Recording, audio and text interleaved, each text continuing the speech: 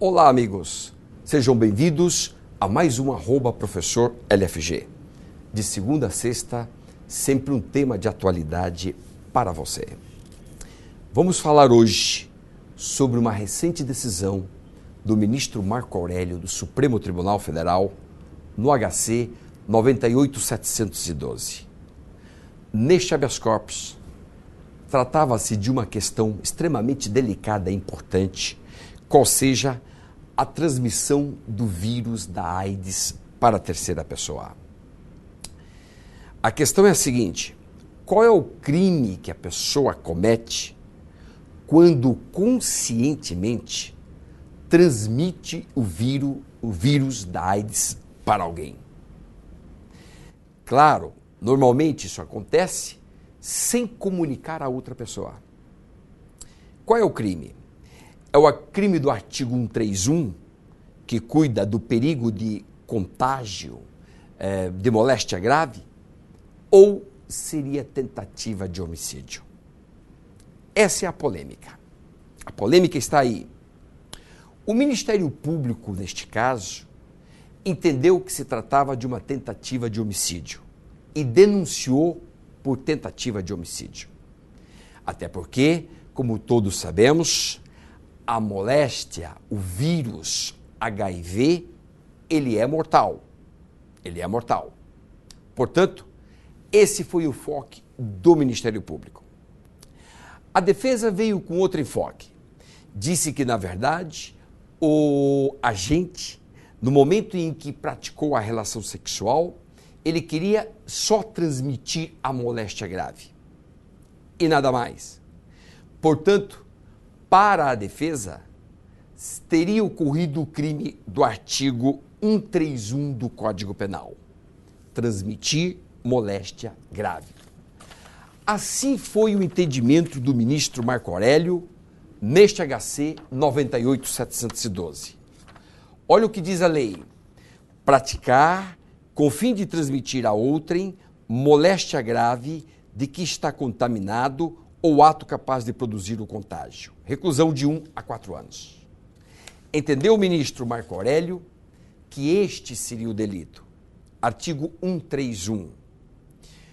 Ocorre que a moléstia grave, esta moléstia grave, ela é altamente letal. Logo, o risco que o agente produz é um risco para o bem jurídico vida que transcende o bem jurídico saúde. Se a moléstia apenas causasse risco ou danos à saúde, seria o 131. Se, no entanto, a conduta vai além e gera um risco concreto para o bem jurídico vida, pois, neste caso, se é a vida que está em jogo, neste caso, nós estamos diante de uma tentativa de homicídio. Agora, o tema polêmico pode ser resolvido, de acordo com a nossa opinião, da seguinte maneira: se o sujeito, apesar da relação sexual, transmite a doença, o vírus, e efetivamente a vítima contrai o vírus, claro, na nossa opinião, estamos diante de uma tentativa de homicídio. E se a vítima morrer por causa disso, homicídio consumado. Se o sujeito, no entanto, pratica a relação sexual e não transmite o vírus, não transmitiu, não prosperou, não contaminou, se não contaminou, o artigo é o artigo 131 do Código Penal.